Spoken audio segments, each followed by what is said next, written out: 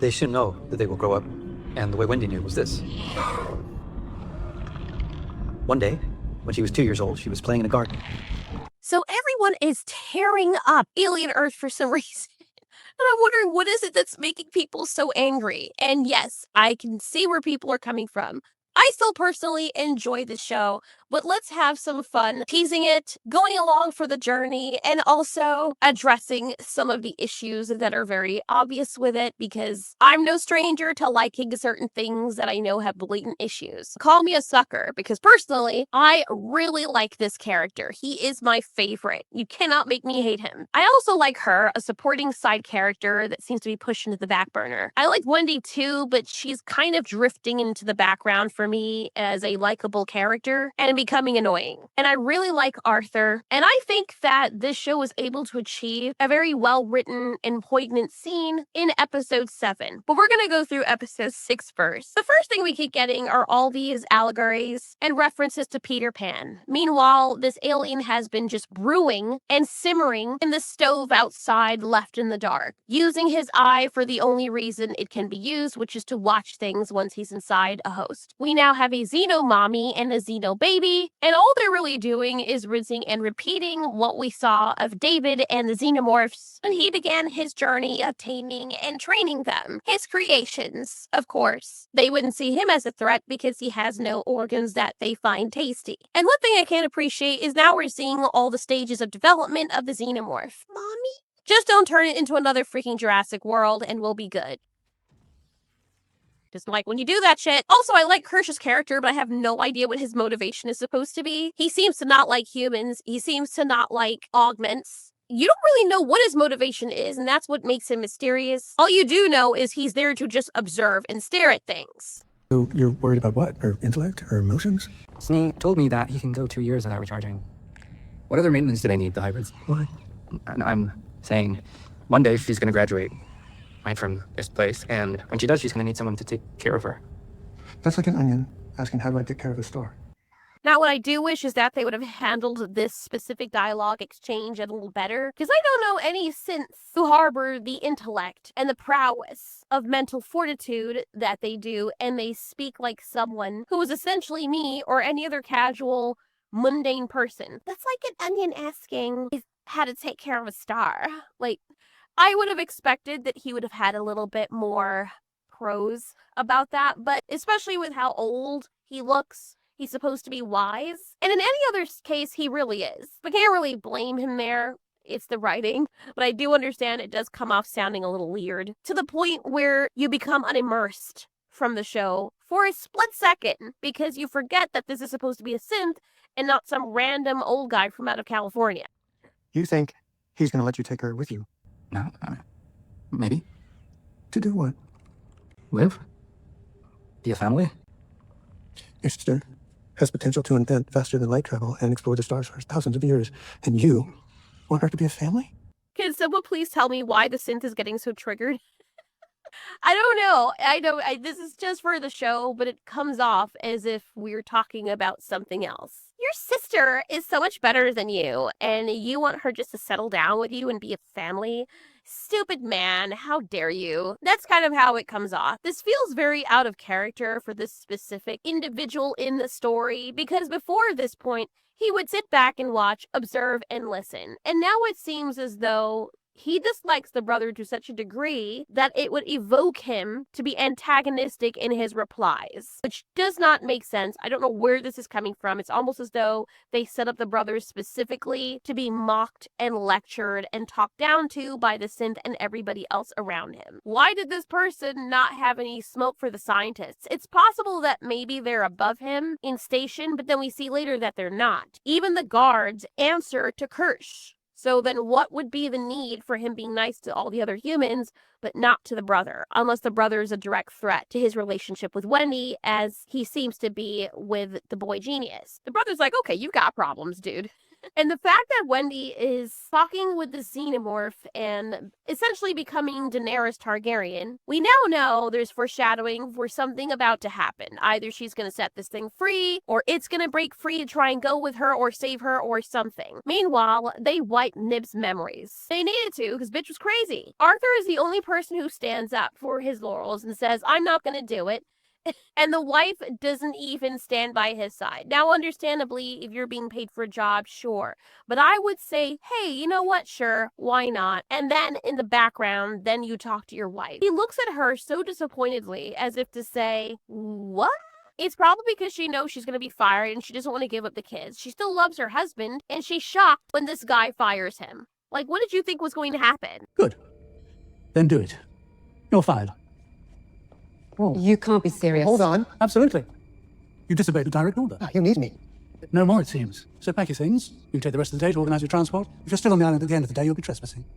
And you may be shot. I do feel bad for Arthur, but what did he think was going to happen? You did disobey a direct order, and you say they need you, but if you're not doing what they need you to do or need of you, then why would they keep you around? That's like a car refusing to run no matter what you do to it, or what you give it, or how much you fix it, and it telling you, oh, but you need me. Maybe so, but I mean, you're not opening your doors and I can't get inside of you. So what do you want me to do, keep you as a paperweight? I'm not even surprised that the characters are so stupid in the show, because they were in all the other Alien shows. Meanwhile, Wendy is gushing to her brother about being able to talk to the alien, and apparently she can understand the language. I don't know how. You would think that something like this would be used for so many other applications, but they're keeping her here. That was amazing. Yeah. The pronunciation's a bit tricky, but I'll get it.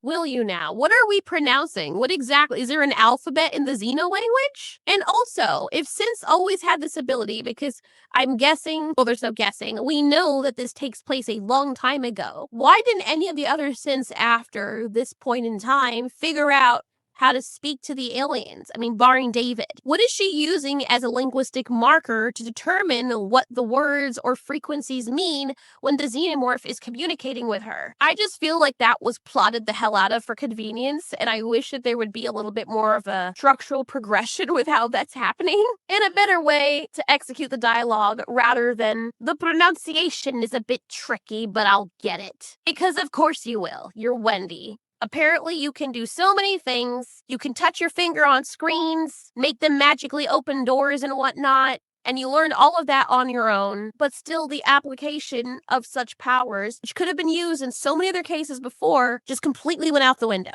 And she's better than apparently all the other Synths. And apparently, for some reason, they decide to make the one ginger of the bunch, the one with no soul whatsoever, and the most aggressive and psychotic one. Like, so the brother says that, yeah, I don't think it's a great idea to put all these aliens here. You know, we were kind of lucky that they didn't escape the crash. And Wendy then says they didn't ask to come here. She's anthroing them, which I guess is on par for a kid to do, because we have to remember she's still a kid in a synth body.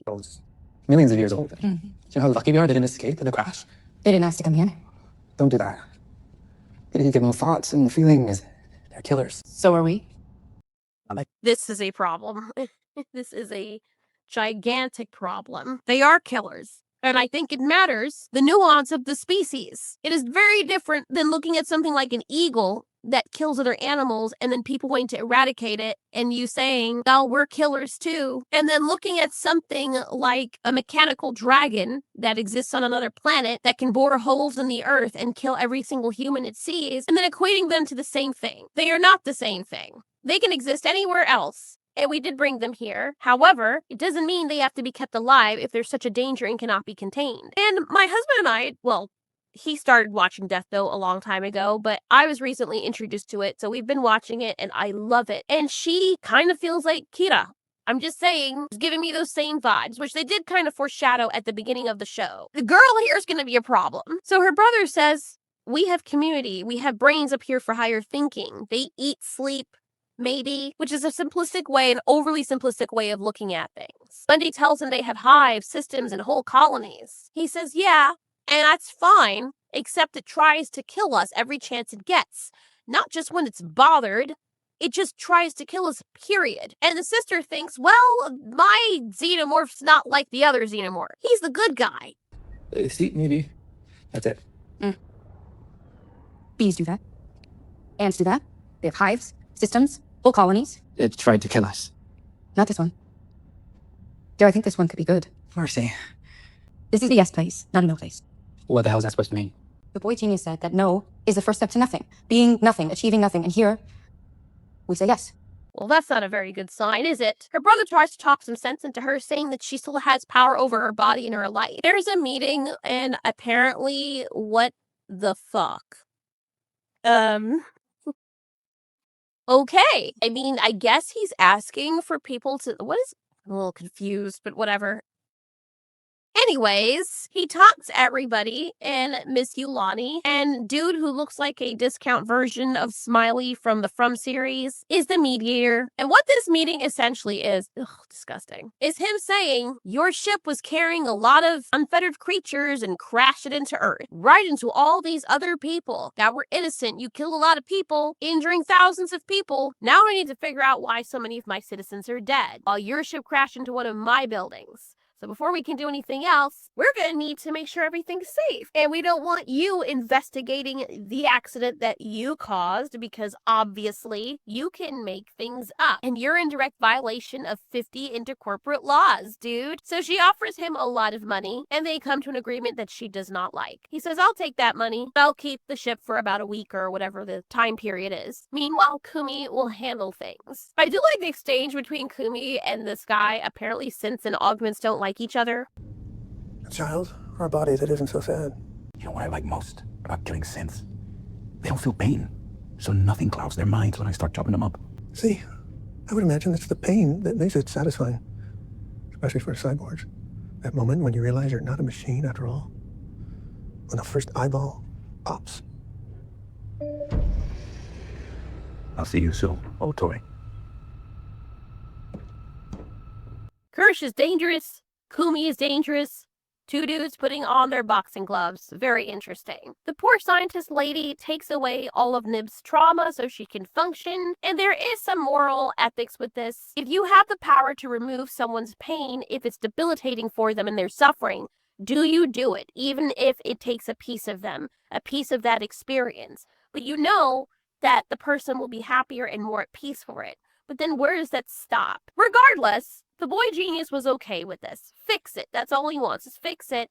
And you would think that in so doing, knowing the kids are close to each other and are going to speak to each other, that you would tell the other kids, or tell Wendy, who knows about what happened, not to, or first of all, make it obvious that nothing happened to her. And if that's the case, and you must, and now everyone must know her memory is missing, why not let the other kids know ahead of time? Why let them figure it out and then think something is wrong with her? Why not preemptively sit all of them down and tell them, hey, you know, Nibs might be a little bit different because she went through something traumatic, and so we were trying to help her, and now she's a mental block. Yes, it's a lie, but at least it will buy you time from the kids getting worried that you're going to wipe their memory when you don't want them remembering something, no matter what it is. When Wendy asks how she's feeling, she's like, I'm feeling fine. What's wrong with you? Of course, Wendy reminds her what happened, and it is like, I don't know what the frick you're talking about, bro. And Wendy keeps on barreling down with this. I can't even blame her for this, because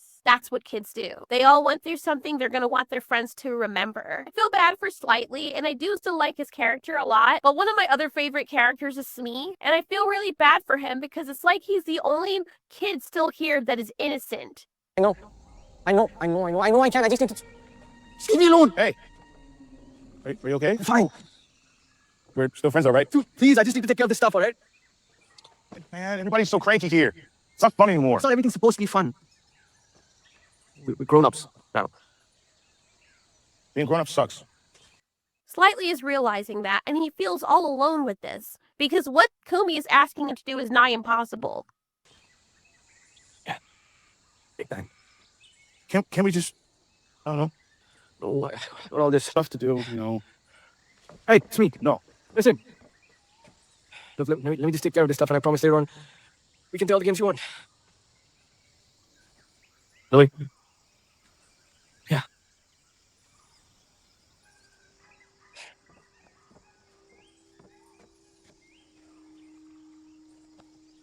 What are you doing? He's giving a runabout.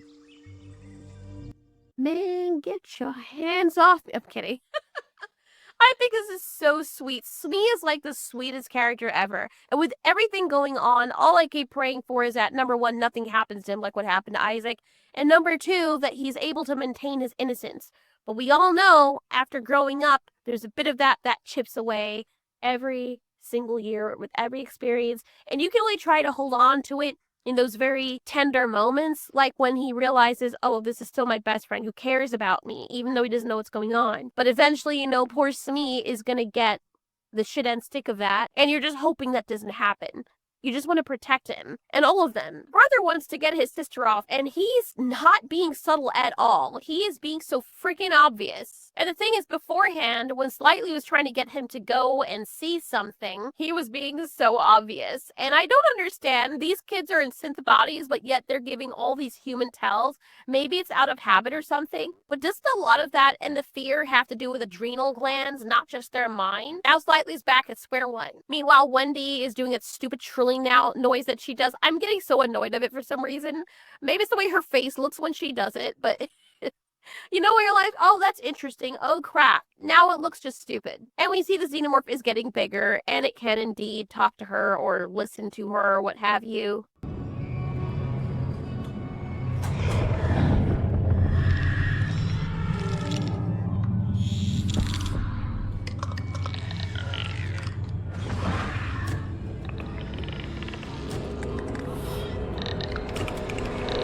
Ugh, gets on my freaking last nerve with that. You don't need to keep zoning into her lips every single time. By now, we know she's the one making the noise.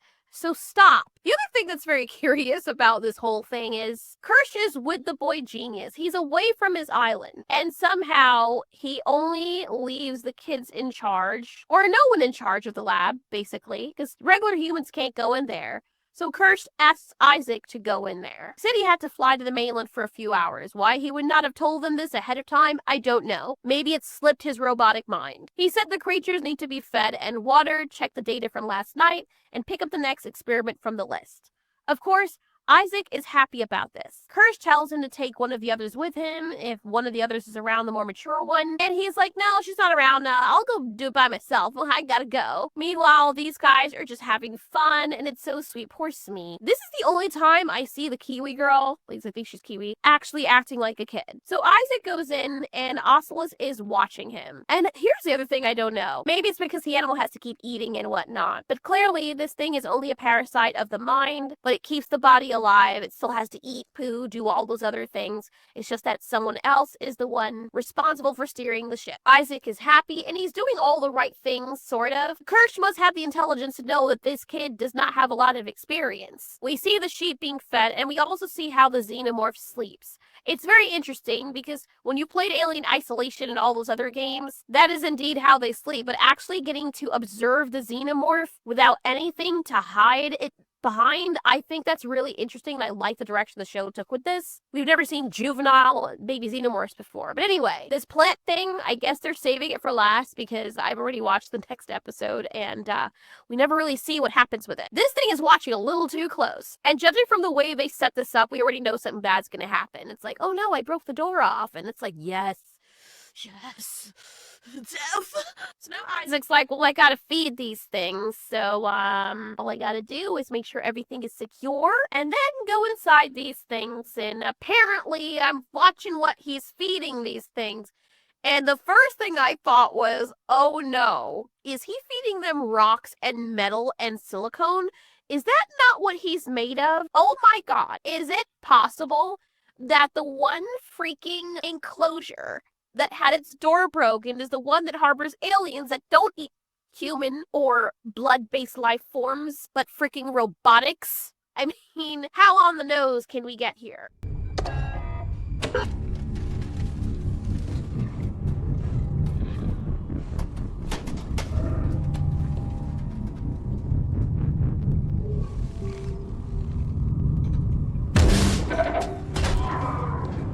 So he's holding the door open with his foot, which is so stupid.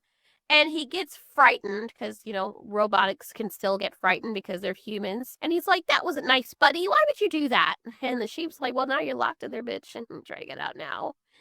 Open the door. Oh, no, you can't. Oh, Isn't that funny? Now, technically, you would think that Isaac, being a synth, has the power to pull the door clean off its hinges. That doesn't happen. Now he's locked in there. He turns around and he's like, oh no. Those things are in there. Oh shit. Meanwhile, Ocellus is just staring at him because it knows exactly what's going to happen. Look at its freaking face.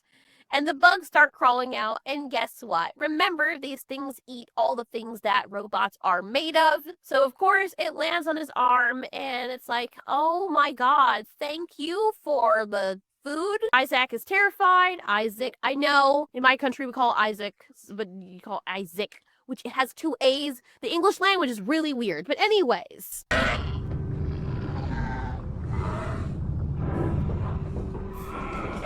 Freaking sheep is a menace.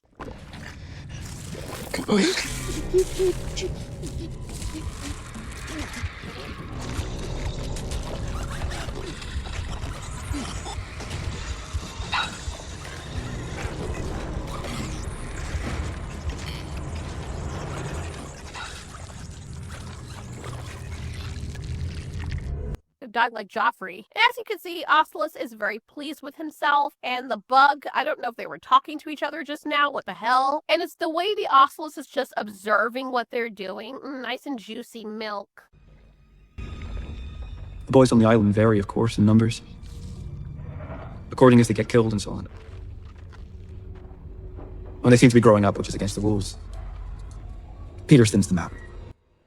Wendy confronts the scientists and says, why didn't you give her a choice as to erasing her memories? And the scientist tells her, she was sick. I was a doctor. I gave her medicine. We love you and blah, blah, blah. Which I do believe this woman when she says that. I really don't want anything to happen to her because she seems to genuinely care about these kids. Wendy decides to ask the question, what if you're the ones that are evil? Wendy doesn't even want to be called the name Wendy anymore. She wants to be called Marcy, which is her original name. And the scientists realize that Kirsch has been feeding them all these other thoughts. I think Kirsch himself is trying to raise up a robot army. A research facility filled with scientists. That's what we do. We study. Like you study us. Wendy, that's not my name. Marcy, why don't we sit down? He said stop pretending. I said, we people or are we something else? And he said, stop pretending to be people. And I think he's right. I don't want to be people anymore if this is what people are. Killing things. Taking them apart just to see what's inside. Who said? Kirsch. She then says Kirsch says that people get romantic about things. Those feelings. And the kids don't have to. That they can get rid of all their sadness and blah, blah, blah. The scientist says he's a machine. Of course he would say that. The scientist lady says, we're here to make sure you don't get lost. But Nibs got lost. Yeah, and we helped her, bitch. What more do you want? Arthur's packing out to get out of there, and Marcy's brother comes up. He says, I know you take care of her. I'm just asking if she's safe here. But Arthur can't say anything because he's being surveilled. So he types it in and says, yeah, she's not safe. You need to get out. Then he turns off the trackers. That's when he sees that one of the errors is for Toodles, who's renamed Isaac, the buddy that just lost his life down in the lab. Slightly can't get anyone there, but don't worry. The Lord provides. And while Comey is threatening him and reminding him that his mom is in the palm of his hands, not literally. There you go, an opportunity presents itself. Person least deserving of any alien death or death period in this entire series is this poor man. He tries to get in there to help Isaac, and it's not looking good. Everyone is watching, and Arthur looks like he's really losing his shit because he's sad and scared that one of his kids died. He asks Slightly for help, who has opened the door to one of the facehugger eggs. Arthur realizes that's the case, and Slightly's gone, dude. I hate the way this thing looks at everyone like, yes, this is entertainment for me. Now, this is really horrible. Slightly is an interesting villain because in his mind, he's not a villain. One of the things I also love about the show is how they do a side-by-side overlay of people reacting to what is going on in front of us. So you can see the fear in the reflection on Arthur's face while also looking at the desperation and the cold calculation of Slightly's face. Look at it. Isn't that amazing? And he must feel so betrayed because he loved these kids and Slightly is doing this. Can you open it from the outside? I'm locked in. Sally, open the door from the outside. I'm locked in. Here's my family. What? I have a family too. I have a family. This is honestly very sad. And yeah, while the other smart aliens are observing this, Arthur is too late in trying to call for help, and the facehugger is like, you ain't leaving, where are you going? This is horrible, and they've made it so that Synths can cry, because, you know, of course they can, and it's very... Meanwhile, Kirsch is watching all of this, and not saying anything to his boss. Even when his boss asks him, hey, is everything good over there? Kirsch's excuses. Good? Yeah, everything's right. Why would it not be? So now these things apparently are still hungry after they had that big-ass meal. I mean, they have one still lying on the ground, not fully eaten. I guess they decide they want to go for another. And I see what people are saying, because Slightly is pulling this guy away into what is conveniently a human-sized vent. Why does it need to be this large? Especially when you have a lab that is meant to secure specimen, so you make it as large as possible so that one of the big and dangerous ones can get in here. First of all, it should be much harder to remove the grates, even for a synthetic. And of course, the thing goes out in the nick of time. And as Slightly is putting it in, he pulls up the grate just in time, which apparently isn't very secure at all, before the thing can get to him and eat him. Why is that grate not secure? Why is it so large? Poor Isaac, this is crazy. And then we get the end of that episode.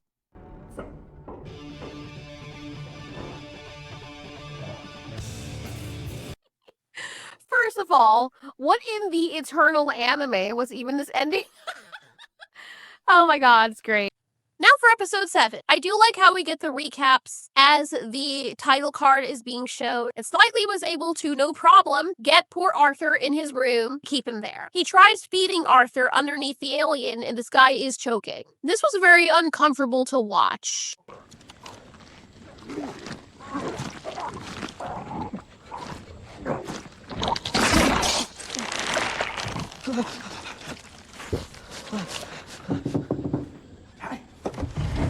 Pat, I hear you. I know you're in there. So poor Smee is like, come on, dude, I know something is wrong.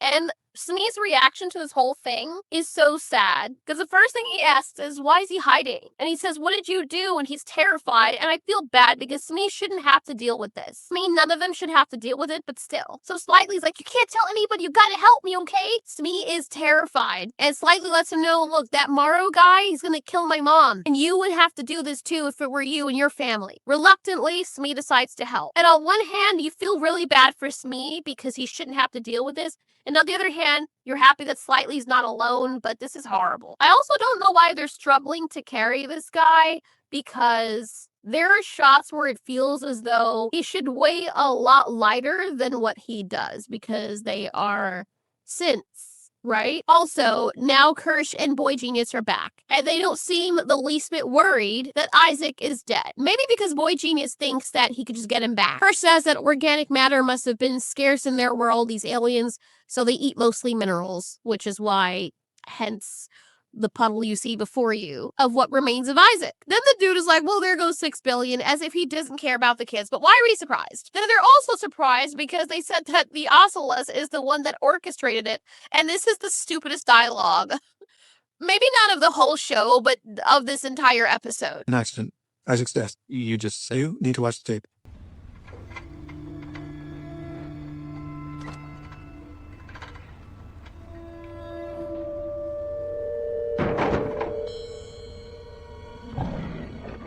The calculation.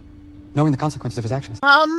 Seriously, are they on something? You're supposed to be a genius. That could be anything. It doesn't necessarily have to mean the thing is intelligent. It could just mean that it didn't like the way that Isaac was creeping, and it decided to fuck with him, not knowing that it would close the door. You know how many times my cats or my dogs do the same thing to me as I'm sneaking by, and they decide, oh, you're sneaking? We're doing this? We're doing this as a game? And then they start barking really loudly because dogs and cats, maybe because they're predators, they know when someone is stalking or sneaking. So if I'm even like playing with my husband where I'm like, we're playing hide and seek, I'm trying to find him to scare him. If either of us is sneaking up to the other person, the dogs will just go wild. They'll look at us and they'll recognize our body movement, that we're moving slowly, and then start barking at us to alert the other person. It's so annoying. But all animals, or specifically predators, know when that's happening. It doesn't mean that if I jump and trip over the chair and chip a tooth on the ground, that the doll was smart enough to know that that all was going to happen as a result. This isn't Final fucking Destination. It's just really weird that they came to that conclusion. Wendy's, of course, upset at this. She wants to leave, and she realizes, oh, we're not safe. Then he's like, that's not what I said. Can you tell her, talk to her, please? Like, you made these things. You don't know how to talk to people? He said the whole reason that he even made these scents is because he wanted someone who was smarter than him or someone who was on his level being able to hold a conversation with them. Yet he doesn't know how to have the basic conversation to know how to calm someone down or talk them out of a mindset, which he's done multiple times before. He has shown that he verbally understands and has that ability to get what he wants, to manipulate people's feelings into doing what he wants them to do. We even saw it at the meeting with Mrs. Yulani or Miss Yulani. And yet he has no idea how to speak to Wendy to manipulate her into calming down. You really want us to believe that this is the same person? So they nerf him only when necessary. And of course she doesn't talk to her. She says, get out of my way. And then she starts doing this weird noise with the xenomorph. Please get out of my way.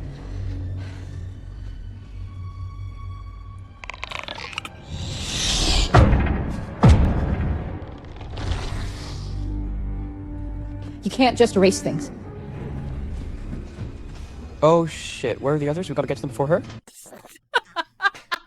The way he said that like Jeff Goldblum, that was freaking hilarious because that was my reaction too when he realizes, oh wait, we're having her talk to the alien and we think she's not going to use the alien as leverage against us. Man, I'm a boy genius, but I never saw that coming. I never thought that someone who would have the power to speak the language of things that want to kill us would ever use it against us if I can't control them and they don't want to be controlled by me. Oh no, what have I done? Now they're recognizing that they can't be tracked and they're just now realizing this. Just now. Kirsch of all people is just now realizing they can't be tracked. Really? The brother is like, Wendy, we gotta get out of here. She doesn't want to leave her friends and she says, if it were me, you wouldn't leave me, so I have to try. We have to bring the others as much as we can. And one of the people that they're bringing is her, and she still has a problem, which tells us that's not just the trauma that's an issue.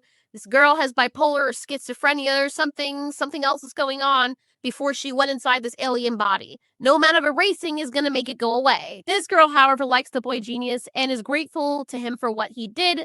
So she's not going to sit here and collude with the others, but they just beg her not to say anything. So she promises very reluctantly. Nibs goes with them. And see, Wendy's doing that thing again where she could just do things with the monitor and manipulate electronics when it's convenient, but she couldn't open the door when the alien was locked in there with her. She grabs Nibs, and then what she does is allow the xenomorph to go out and kill all those people, even people that were innocent. This poor woman has no idea that her husband is gone. And Mr. Evil Peter Pan here says, you're in on it because your husband never got on the plane and now the kids' trackers are off. Again, this is so silly because they're synths. Why are they struggling to carry this guy?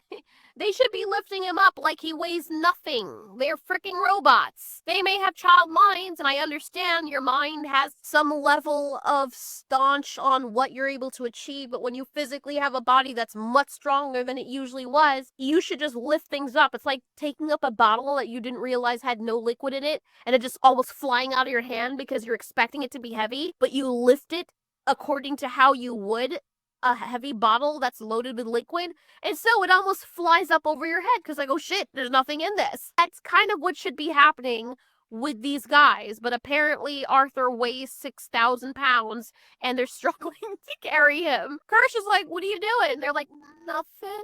They think they're caught, and that's when Slightly has to tell him, yeah, the guy, he's been talking in my head, and, oh dear. My head? He asked me to bring Arthur to the beach. I know that. I mean, what are you doing going that way? The quickest way to the beach is to take the secure elevator.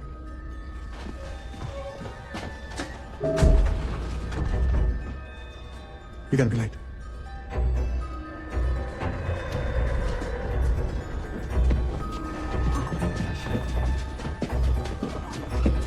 The way that they're staring at him, it's Slightly looking at him. Anyway, welcome to Jurassic Park, where all of the dinosaur alien things never stay in containment no matter how much they try, or actually for lack of them trying. Marcy, Nibs, and Joe all go upon their graves, and you can see that Marcy's brother is mourning over his sister's dead body. Meanwhile, Slightly and Smee turn around and the body's completely gone, and they're like, oh no, he was right here, where'd he go? Whoa. What is that? Oh. Where are we? There's a problem, and we had to evacuate.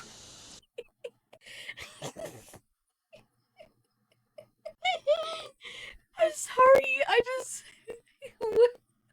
why they were screaming. Why are they so terrified? These two are hilarious. I don't know what it is, but it's just so stupid. It's the way they lose their collective shit. I just have to keep reminding myself, okay, these people weren't put into human adult bodies. They were put into synth bodies, were they not? Are they fully robotic, or are they just cyborg bodies? I'm really confused, because adrenal glands, all of that. We know that David, the one from Covenant and Prometheus, could feel anger and emotion. He was way too human in the way he behaved and the way he was programmed. And maybe that's what led up to that. So as you can see from here, Prometheus was before, then we had Alien Covenant, and in 2120, around that time, Alien Earth sits right before the first actual legitimate alien movie. So after Covenant is where we start having these issues, and of course this is the heavy metal. Anyway, this is very heartbreaking, and we can see that, of course, as is normal for people who are face hugged, afterwards, they're meant to forget the face hugger and not think anything of it at all. Confusion is a side effect. So they lie and say there was a gas leak and that's why you're confused. You breathe it in. We're going to help you get back to your wife and the others that are on the beach. And he is so totally confused, and he looks sick. You can see how pale he is. And this honestly makes us feel horrible because of the interaction he has with Slightly. Not what our last memory of me to be. I hope. I'm sorry. Thank you. Oh. I think you maybe saved my life. You're welcome. Yeah, we should go. Yeah, we should. As they're walking down the beach, I think his memory starts to come back. We start to see that he's starting to remember bits and pieces of it, but he's still confused. He's like, wait a minute. And remember, this guy is like a father to these kids. And this whole interaction is so well written. Say what you want about the show, hate it, love it, whatever. Yes, the show has issues, but this part in particular was shot well. The dialogue was beautiful. The person who is playing Arthur here acted the hell out of his role. Everyone is doing a great job with their roles. This part was especially heartbreaking because we know that he has a chest burster inside of him. We know he's gonna die. And the exchange he has here with the kids is just one of the saddest deaths I've seen in cinema in a very, very long time. Wait. Look. We're almost there. So, this is wrong. What? No, man. Look, she's just over there now. No, She's just up there. Whatever it is, you don't have to do it. We just go back and we can figure it out together. So we're just thinking of your life. Yeah. Thing is, children have to learn how to lie. And you two are still learning. I don't know what's going on, but I can tell you two are scared. That's good. That's the thing about lying. You do it once, and you gotta keep on lying. And you're lying to me because you don't think I'll understand, but the thing is, us who love you, we will understand. Oh my god. I was tearing up when I watched this, and just watching it over, oh my god. I really didn't want to finish this episode. I didn't want to go past this because I didn't want to watch Arthur die. I didn't want to see him die. You can take show, movie, and pick one person out of it. Smee is one of those people, but Arthur is the other one that you say, yeah, nobody deserves to die. Maybe most people don't deserve it, aside from the people physically killing other people. But he's the purest. Him and Smee even are two of the purest characters in this entire franchise. And almost as if he's a lamb to the slaughter. Least deserving person ever. And it breaks your heart because here he's being a father to them and a good person. And he's telling them, I can tell that you're scared. I don't judge you. Whatever's going on, I will understand. But you know he's not going to make it. He's not going to be around to understand. And there's nothing you can do to help or save him. They make us fall in love with him, see him as the ultimate good guy and pure person. Most pure person ever. And then they kill him in a very horrible, horrible way. It makes this more saddening. And I think they did that also, wrote it this way to really hammer it home to the audience and to the kids doing this, how awful this is. So we're gonna go back. They're gonna tell me what's going on, and I promise you, I'll help. Okay? Okay.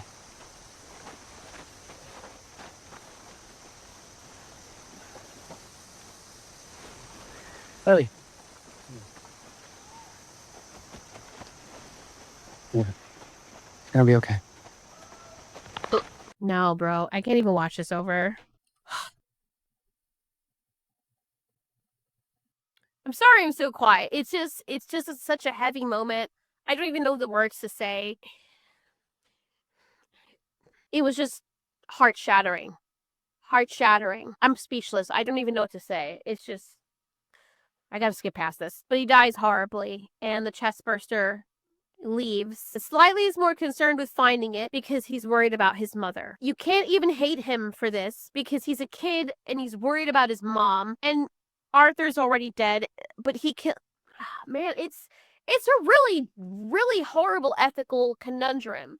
And I do like that the show displays that so expertly. With all the other problems with the writing, I do think the philosophical or ethical discussion around this whole thing with Arthur and Slightly is one that should be studied. And it raises the question, do you cause harm to someone physically, knowing that you're going to definitely cause harm to them because you feel as though someone that you love is threatened by what someone else said? Now, in this case, Kumimaro is a killer. So Slightly knew that his mother would be killed, or there's a very strong chance that this guy is not fucking around. He is someone trained to take out things. So he would kill his mother. His mother is an actual real danger. And while you understand Slightly's reasons for doing this, it can still be considered evil. And this guy is slain like Jesus himself on the cross. And that, I don't think is a secret, him being in the pose he's in. Like, look at the pose he's in. I think they did that on purpose as some kind of sacrificial lamb crucifixion. The dude looks like Jesus a little bit, and he was willing to love and go to bat for these guys, and one of them killed him. It's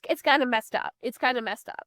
I'm not religious or anything, but I can see the symbolism. A lot of cinema uses this, and I've seen that the show writers are using the same thing. Maybe it's an accident, that's just how I'm interpreting it, but it's fucked. So Smee is still mourning over Arthur, and is not even given the chance to even do so, because Slightly then grabs his legs and it's like, nope, come on, we're bringing the body. Again, I don't know why Slightly is struggling to pull this person, because he is a freaking synth. The only thing on him that is not human is his mind. So his body should be very, very strong enough to pull Arthur as if he weighs absolutely nothing. Also, the person who plays Smee, fantastic actor. I have no problem believing that this is a kid in a grown-up body because of the way that Smee acts. And a lot of them do, but I think Smee is the best. Let's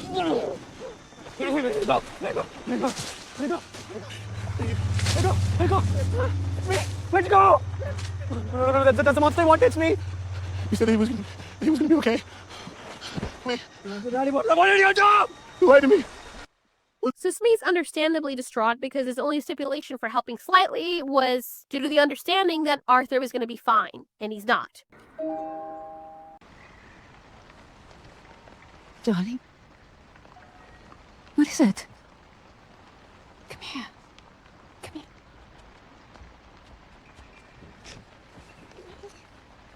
What's wrong? What's wrong? Mom. I'm here. Everything's hard and I don't know what to do.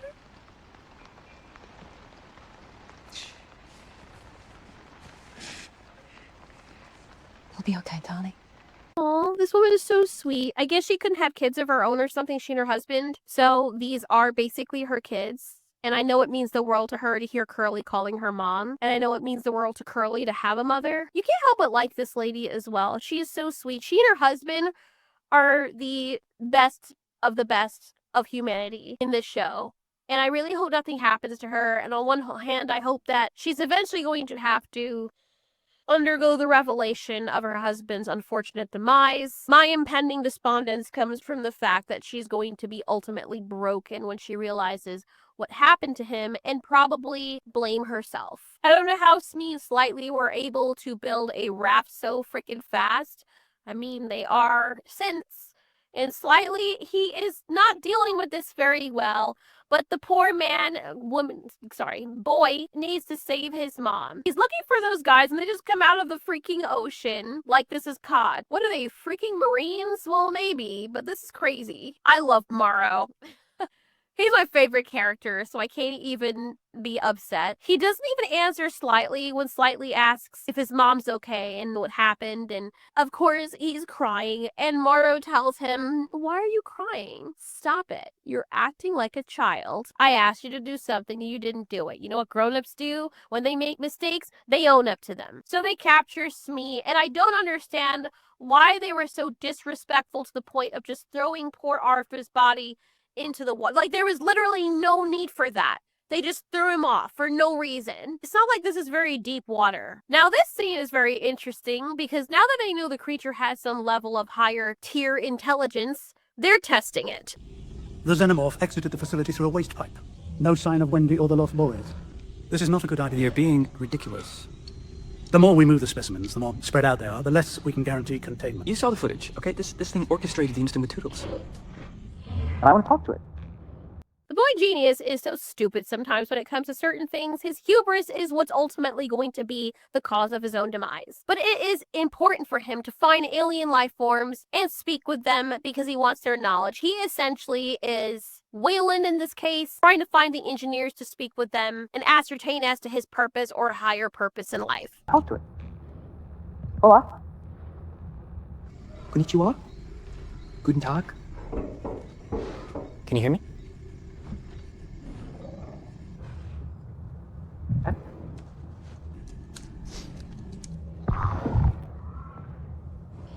Look up pi. Yeah, it's the ratio of a circle's circumference to its diameter. All advanced civilizations would know this figure, so... What are the next three numbers? Honestly, if this thing started opening up its mouth and freaking speaking, I was going to blow a lung straight out my nose hole. But what happens next is just as chilling. I really want to say it so bad. Goddamn memes. It's haunting. Oh, why do I want to say it so bad? So annoying. Freaking John Cena, I hate you. It's the intrusive thoughts. Anyway, Sheep is offended because dude basically told him, yeah, all advanced civilizations know this. So if you don't know it, you're stupid. Pull it out your ass and figure out what I'm talking about. So for the plot, you can be seen as just as intelligent as us or more. Yeah?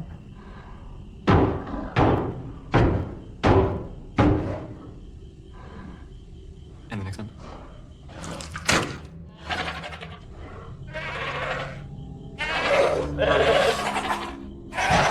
Everyone knows that pi is 3.4, but we always have a problem with the next few numbers. And the sheep understood the assignment and started. And he was like, okay, I can do this all day. You know I know it, so fuck off. This is extremely concerning. The fact that this thing even knows what it is. Sir, I must renew my concerns. Oh my god. Oh my god. Oh, if only you could talk. If this creature were to escape and embed itself in the human population... Or just one person. Sir? I'm saying you're right. We should switch it into a person. You know, someone who talks and uses a toilet. One of the scientists, maybe? No, a mold scrubber. You know, someone with a low IQ so that we can see the difference. Very good, sir. I'll start a list. No, wait. I know just who to use. Hope he's not going to use his bald assistant, unless he's going to use Joe or the scientist woman. Who's he going to use? Anyway, Wendy recognizes something is wrong. I thought she heard the xenomorph, but no, it's Utani's people. And Wendy tells them and warns them, you should leave, or Marcy, whatever her name is. She's telling them this, but not telling them why. Now she has this unbridled power that she's willing to use at the drop of a hat. Because Kirsch has successfully convinced her that she doesn't need to romanticize the idea of feelings or sensations inherent to humans or blood-based life forms. No, no, no, because she is so much more than that. Leave. What? No. Now. Or what? The fuck is that? The fuck is that?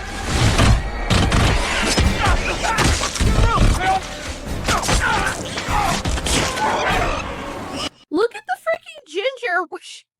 She's losing her mind, cracking up. She snapped. Seriously. Ginger snapped. This is great. Ugh. That's how I got pregnant. Oh my God. The poor bird that she's holding is like, please someone take me home. This is bonkers. And it's as if Wendy is getting off on the power trip as well. This is so freaking dangerous for these robotic creatures. I mean, she could have probably killed these guys herself, but maybe not as quick as the xenomorph, which makes me wonder, I mean, maybe against her because she was a synth. It made sense for her to be on par with the xenomorph, but these were humans versus the xenomorph, which means if she could keep up with the xenomorph in a closed space and kill it, then she should be able to do the same thing with human beings. Or she didn't want to be the one doing it with her own hands. You let it out.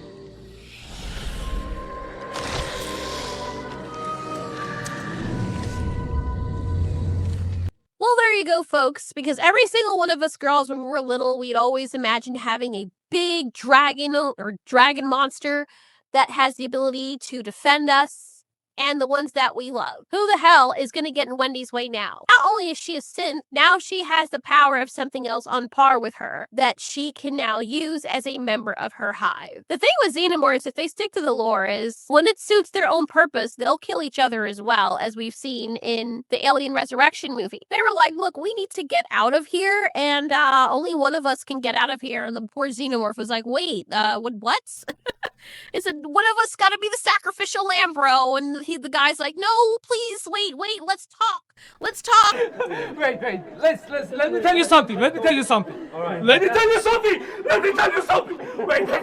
So yeah, I wouldn't put it past that at some point, the alien is like, you've got to go, and kills Wendy. I think her brother is realizing, why does he look so English? I know I've said this before, but he looks English as hell. Like, he's the most English face I've ever seen, aside from just like a regular English person. But anyway, is he even English? Who knows? But now he's realizing, what have I done? This is what I'm taking with me. Look at his face. This is the face of a man that has realized that he doesn't know the person he claims to love, or he's realizing that this is probably not the person he thinks it is. Like, what is going on? Man, that's very uncomfortable. That's very uncomfortable.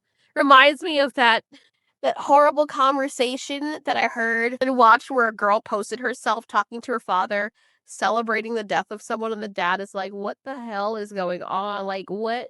This cannot be my this came out of me. Like, it was so horrible, and she didn't even feel sorry. It kind of feels like that, like the disappointment and the nauseating, not fear, but concern is expressed so vividly on Joe's face right now. I'm sorry, I had to look it up. Let's see. The English actor. Aha. See? I knew he was English. Holy crap. Because he looks freaking English, bro. Like, usually you're like, oh, I can kind of sort of tell. But this guy is like pure English. If that makes sense. Okay, that's interesting. Okay, but he's killing it. He's doing a great job. Anyway, the baby alien is like, oh, I'm gonna go phone on not crap. How they were able to find it, I don't know. Maybe they did motion tracking or heat sensing or something, though the xenomorphs don't have the same level of heat. Poor Morrow is caught off guard, and they are all ready, and Kirsch knew exactly what was going on. He's like, by the way, I have the specimen. Checkmate, Cyborg. Then in true anime fashion, Kirsch is like, get over here, boys. They're like, gladly, Dad. Kill me as God. But he's like, this isn't over. Nothing ever is. We get the finale crescendo to this episode. They arrive at the boat, but apparently Joe's friends, they all snitched on him because he was asking too many questions. He was pretty stupid, so that's his bad. And then there is an issue where this woman is like, you know, go away. And they decide that the wonderful thing to do, not knowing if this is a synth or not, is to throw her teddy in the water. Sorry, the water. So yeah, guy didn't know what he was doing. He did not train in de-escalation techniques. All hell breaks loose. And I was expecting her to just go ape shit on this woman as well. But for whatever reason, she grabs Siberian tiger, whatever her name is. The freaking woman with the weird box braids. She was supposed to kill this person. I don't know why she didn't. She did that with everybody else. What did she think? Because she's black, she's gonna kill her slower or something? I don't understand. But it's just enough that Joe, is able to execute Nibs. And Wendy is terrified and horrified at this because now it's X-Men, guys. Now they're completely going X-Men with it. Joe did what he had to do to save someone because she was going to die. And Nibs is like, oh no. Wendy is angry at this. And she looks at Joe like he's the enemy. She's like, what did you do? How could you kill her? What did you do? I killed her to save that person's life. Duh. But in Wendy's mind, she's thinking to herself, okay, we were supposed to be getting off of this island because you said it wasn't safe.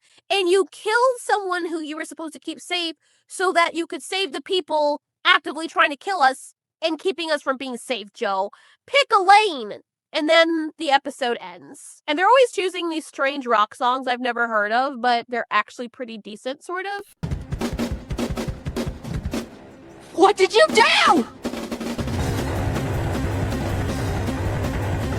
This show is bonkers. Being more than human.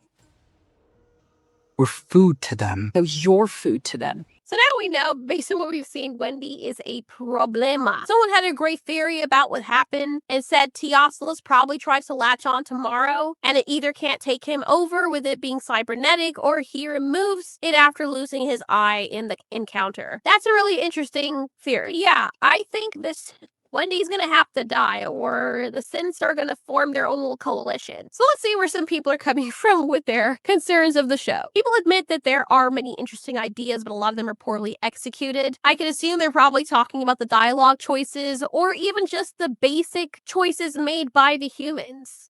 People also who are in charge of security and who have gone this far up the ladder of success, making the right decisions to secure that level of success, yet becoming just perpetually stupid for the sake of the plot when it comes to the aliens being released or the lab losing its security. One person says the writing went downhill when it was forced into a plot to have the aliens/specimens be released by the utter unrealistic stupidity of the characters and company.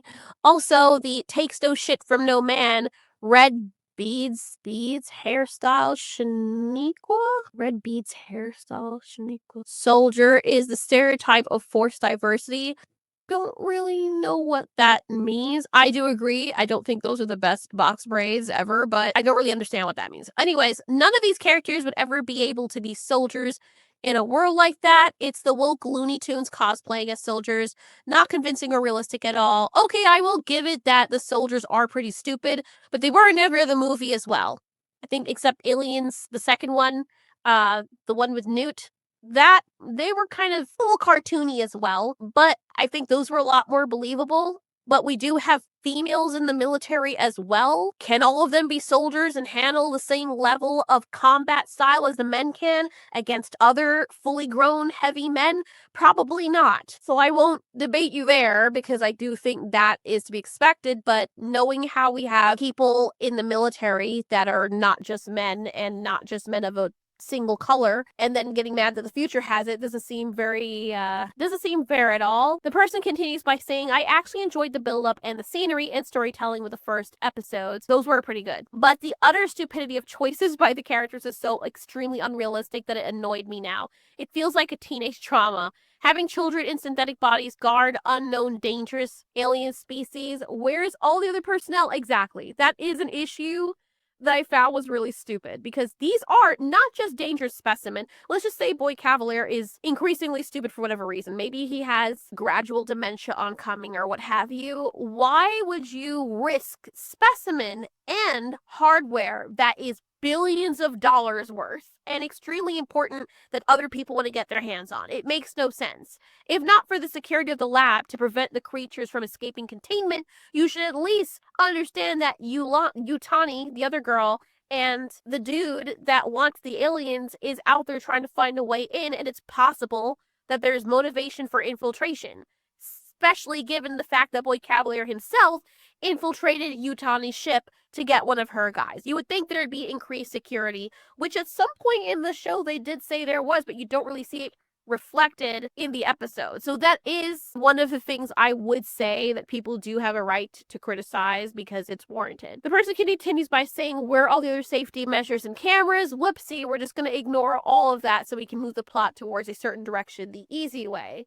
I'm missing the adult grown-up characters and thinking decision making. I will give that, but I don't know if this is just a thing with the Alien franchise now, but in Covenant and Prometheus as well, people were making the dumbest of decisions. It made no sense. Like I said, I have videos on those where I'm actually reviewing, breaking down, and having fun with the adventure that is Alien, Covenant, and Prometheus, and people who are adults making the dumbest decisions. And the majority of them are like that. It's not even like one person. Maybe one person does say that. But you'd think that there'd be more than one person weighing in and saying this is not a good idea. But no, let's go to an alien planet that we've not mapped out. We don't know anything about it, and take off our helmets and breathe and stuff. Let's put our face up super close to things and organisms that we have no idea about and just breathe in the spores. It doesn't make any sense. And the humans have been making dumb decisions from those movies, even from Resurrection. Someone said I'm torn.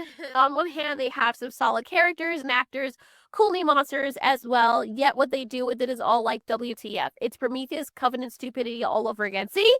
I just said that. Person says I'm still enjoying it regardless. Same here. I'm still enjoying it. It's one of those stupid things that it's like, I still enjoy it. I still like it. Are they going to get worse with it? I don't know, but I definitely had fun. John says, I can't believe people are still watching it after the first episode. Look, I wanted to see some monsters, and I wanted to see where they were going with the concepts. Shadow says, episode 7 was rough. The entire boat scene was a mess, in my opinion. It's like they took every idea in the writer's room and slammed everything together. It was too much of a shift tonally. The off-screen raft building by the kids was funny, though. That's what I said. See, how did they build the raft so freaking fast?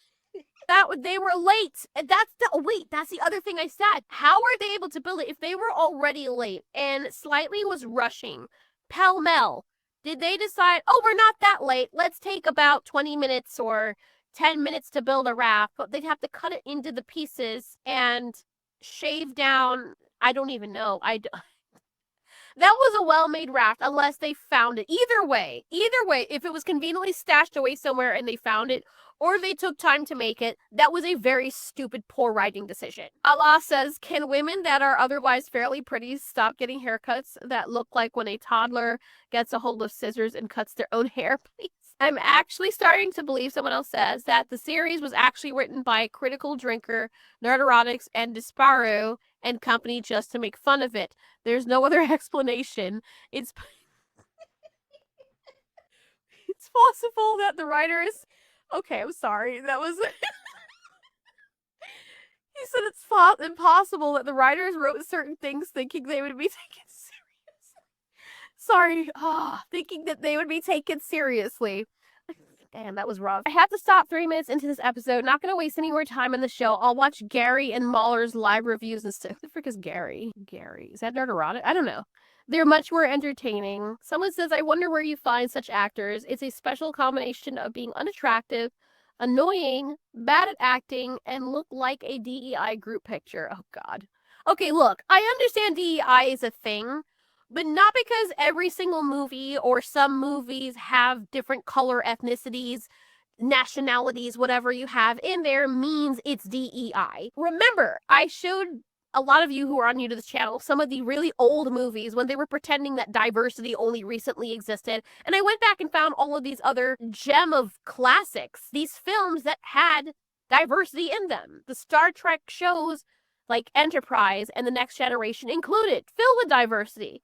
especially if something is taking place in the future. And it didn't feel forced at all because nobody was tokenized. I do agree that they've tokenized the hell out of characters, which makes people wonder now and have this reactionary behavior whenever they see anything on screen that looks like a culmination of people from different countries. That being said, this is the future, so it makes sense. And different kids get sick. So the fact that the kids are all different colors, but the majority of the scientists and everybody else that works at Boy Genius's place are of one color, that makes sense. But you can't really say that's DEI. I don't think that's fair. And the thing is, I could understand if the actors were really bad, but so far from what I can see, the majority of them are doing a killer job with their roles. Someone said agreed. The story was closed, set, thriller horror of the ship who found new species and their eventually demise. Instead of doing this, they focused on nothing of note, forgot what came before to do their own thing.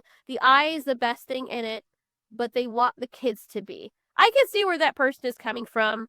And yes, the closed ship horror thing works very well, but I guess they want to try different things because you can only do, hey, the dinosaurs escape out of the park and kill a bunch of people so many times before people get bored of the same old, same old. However, it needs to be done in such a way that it works. Aside from the writing issues that people pointed out and that I also pointed out when I was going through it, I think it could have been good, but they need to do a better job with the setup and execution of some of these concepts. I.e., above comment being the raft building. What even was that? Patrick says, yeah, I absolutely hate what the show turned into. The xenomorph feels like some side character in this weird story about kids in robot bodies. There's no feeling of horror or dread.